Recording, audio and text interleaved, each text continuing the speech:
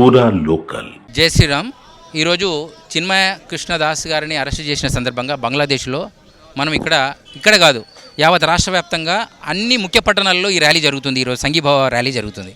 నేనేమంటున్నా, ఇక్కడ కాదు జరగాల్సింది, ప్రపంచవ్యాప్తంగా హిందువులు ఎక్కడైతే ఉన్నారో అక్కడక్కడ ఖచ్చితంగా దీనిపైన ర్యాలీ జరగాలి. ఎందుకంటే ఇస్కాన్ సంస్థ కేవలం భారతదేశంలో లేదు, ప్రపంచవ్యాప్తంగా అన్ని దేశాలలో ఇస్కాన్ సంస్థ భోజనం పెడుతుంది, దేవాలయాలు కడుతుంది, అందరికీ సహాయం చేస్తుంది. వాళ్ళందరూ కూడా ర్యాలీ చేసేటువంటి రోజు వచ్చే వారం లోపల వస్తాయి. అలాగే కేవలం చిన్మయ కృష్ణదాస్ను అరెస్ట్ చేస్తే కాదు, రేపు ఇప్పుడు ఇక్కడ ఉన్న ప్రభుత్వం ఏం ప్రభుత్వం అమ్మా, 60 సంవత్సరాలు వెళ్ళినా ఆగమాగం ప్రభుత్వమే కదా. ఇప్పుడు కనుక ఇక్కడ వాళ్ళు నిర్ణయం తీసుకుంటే వీళ్ళు కూడా ఏం చేయలేరు.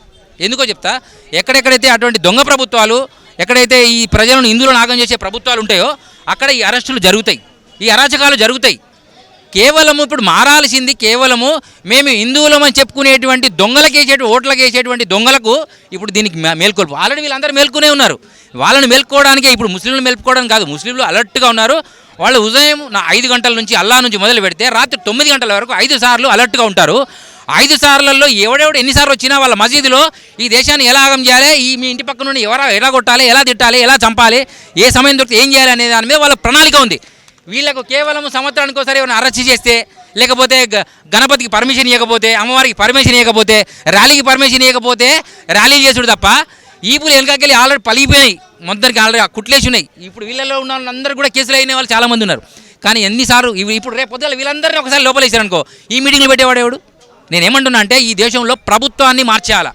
ఈ దేశాన్ని ఆగం చేసినటువంటి 60 సంవత్సరాల ప్రభుత్వం అయితే ఉందో దాన్ని మొత్తం భూమిలో ఒక భూస్థాపితం చేస్తే ఈరోజు షేక్ హసీనా ప్రధానమంత్రి బంగ్లాదేశ్కి, భారతదేశానికి కాదు. ఆమెను ఈ దేశంలో కాపాడాల్సిన అవసరం ఏమొచ్చింది? మా దేశము మానవతా దేశం. బంగ్లాదేశ్లో కూడా భోజనం పెట్టారు ముస్లిమ్స్కి, మానవతా సాంప్రదాయం అనేటువంటి ఉద్దేశంతో కృష్ణదాస్ గారు కేవలం మైనార్టీలుగా, అంటే భారతదేశంలో హిందువులు మైనార్టీలు ఇప్పుడు తెలుసా, ఇక్కడ 75% ఉన్న వాళ్ళు ఇక్కడ హిందువులు మైనార్టీలు, అక్కడ 25% ఉన్న వాళ్ళు అక్కడ హిందువులు మైనార్టీలు. అంటే భారతదేశ ప్రపంచవ్యాప్తంగా హిందువులంతా మైనార్టీలు కావడం కారణం ఏంటంటే వీళ్ళు కులాల పేరు మీద విడిపోయారు, ధనవంతుల పేరు మీద విడిపోయారు, స్వామీజీల పేరు మీద విడిపోయారు, పురోహితుల పేరు మీద శాకం ఒకటి అడ్డం ఒకటి పొడుగు అనేటువంటి దుకాణాలలో విడిపోయారు. ఇప్పుడు ఒక్క మాట అమ్మ, ఇంత పెద్ద స్టేజీ జరిగింది కదా, ఈ రాష్ట్రంలో ఒక 45 ఎకరాలలో పెద్ద రామానుజ ట్రాస్టో పెట్టి ప్రపంచ దేశంలో అధిపతులందరినీ తీసుకొచ్చిన చిన్నజీర స్వామి వారు ఉన్నారా? వారి దూత ఎవరైనా వచ్చారు ఇక్కడికి? అంటే ఆయనకు అవసరం లేదా? వీళ్ళకేం అవసరం, వీళ్ళకి ఏం పని ఉంది? ఇక గంట సేపు అయితే వాళ్ళ డ్యూటీకి వెళ్ళిపోతారు. చిన్నజీర స్వామి కట్టే పట్టుకొని 216 ఫీట్ల విగ్రహం పెట్టారు, ఆయన ఎందుకు రాలేదు? ఎవరు అడిగారు? ఫస్ట్ ఆయన రావాలి, ఆయన వస్తే 1,00,000 మంది భక్తులు హైదరాబాద్లో వాళ్ళు వస్తారు. ఇంకో ఆయన సుందర చైతన్య స్వామి ఎప్పుడు శ్రీకృష్ణ గురించి మాట్లాడుతూ పీక పట్టుకొని తెల్లగా అయిపోయినాయి కింద మీద, ఏం లాభం లేదు. ఒక్కనాడని వచ్చాడా? అంటే ఈయనకు అవసరం లేదా? ఈయన దాని మీద అటాక్ చేస్తే రేపు పొద్దుగల ఈయన అరెస్ట్ చేస్తే ఎవరు రాడా? గణపతి సత్యనారాయణ స్వామి ఇక్కడ 5 రాష్ట్రాలని ఆయన భక్తులందరూ ఆయన వస్తున్నా అని ఒక మాట ఇస్తే 1,00,000 మందికి వచ్చేవాళ్ళు, దాని ట్రాఫిక్ జామ్ అయ్యేది. అప్పుడు ఆటోమేటిక్గా ఒక రివల్యూషన్ వచ్చేది. ఎవరింట్లో వాడు రామాయణాలు మహాభారతాలు బంద్ చేయాలా. నీ రామాయణం అంటే ఇప్పుడు ప్రజెంట్లో జరుగుతున్న రామాయణం గురించి, మహాభారతం గురించి ఇప్పుడు మాట్లాడేటువంటి గురువులు కావాలి, అటువంటి పురోహితులు కావాలి, అటువంటి నాయకులు కావాలి తప్ప కేవలం టోపీలు పెట్టి 4 ఏషాలు వేసుకొని వచ్చేటోడు 5 నిమిషాల షోపుటపు కాలు ఈ దేశానికి పనికిరారు.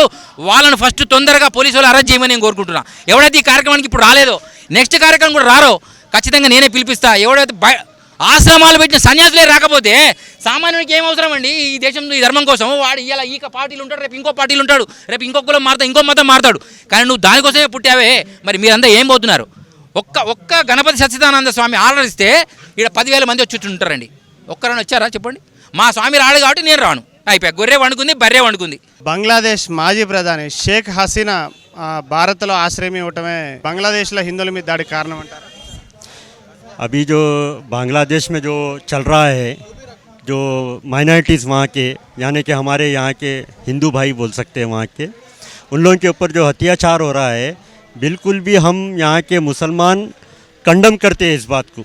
इसलिए कंडम करते हैं कि हम यहाँ पे जो हिंदुस्तान के अंदर जो इतने सारे मुसलमान रहने के बाद कभी इस किस्म की हमारे साथ व्यवहार नहीं हुआ है।